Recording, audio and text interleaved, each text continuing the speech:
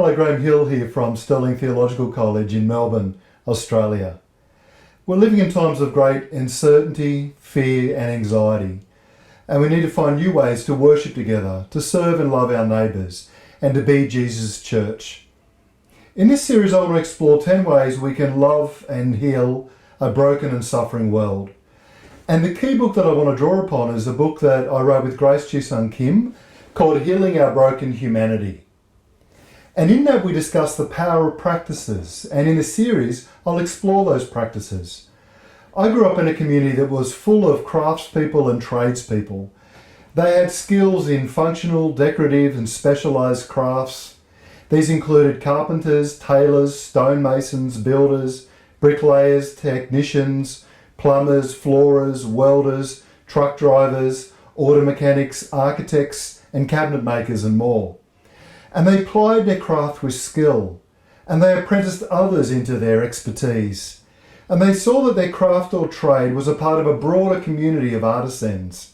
In fact, they worked together to renovate houses, to do landscaping, to restore cars, to fashion garments. They saw themselves as part of a community that was shaping end products that were beautiful and functional and important. And often they didn't work in isolation, they worked with others. Using their skills, they were carpenter floorers, plumber electricians, architects, landscapers and more. When I was a boy, my father was renovating houses constantly, and when we moved to Sydney and our house needed renovating, my dad worked with my wife on renovating our house. And my dad used a wide range of skills and brought in friends who were electricians and carpenters and roofers and floorers. And together with my wife and I, we renovated this home. And we discovered the power of practice, that these skills or practices or abilities are developed in a community of discipline, where people learn together and serve together, where people hone each other's crafts, where people discover that there is discipline in practice that transforms not only the things that we are working on, but also lives. In fact, the church is called to be a community of practice, a disciplined community of practice that leads to extraordinary and beautiful results.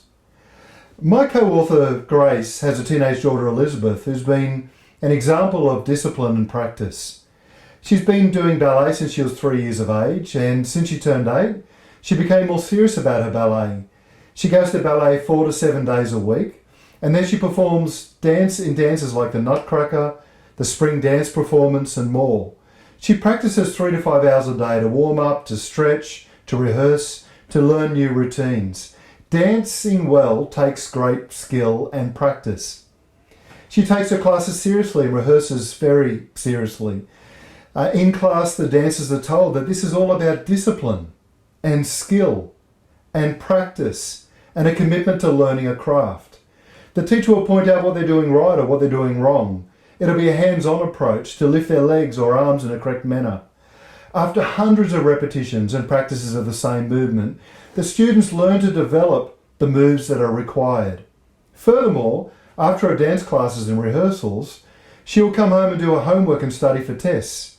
She has learned as a young woman that skill and success is about discipline and practice and dedicating yourself to learning something from others who've gone much further ahead than you have in this particular art or this particular discipline or this particular goal. These practices are crucial to becoming a dancer. They become a part of her life. Her classes, routines, rehearsals and healthy lifestyle are all about a disciplined life that forms the character and the skill of a serious dancer.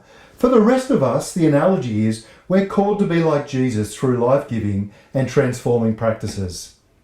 However, says that formation happens in community, and it's a community of character. Today we need to recover the integrity of the Christian community.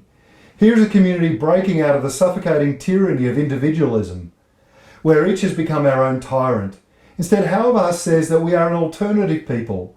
We've made up our minds to become a community of character that reflects the love and grace and power of Christ. When we submit to Christ and to a life-giving community, and we practice disciplines together, the world is healed and whole, and suffering and brokenness is alleviated. We are a community of character, not individuals of character. And our practices include Eucharist, simplicity, generosity, prayer, hospitality, creation care, reconciliation, baptism, celebrating the liturgy, reading scripture, fasting, embracing asylum seekers and refugees, and more importantly, they include all of the things that are required to be a reflection of the love and grace and hope of the gospel and person of Jesus Christ. These formational practices transform the church, but they also renew and heal a broken and wounded and suffering world. They stop us being consumeristic.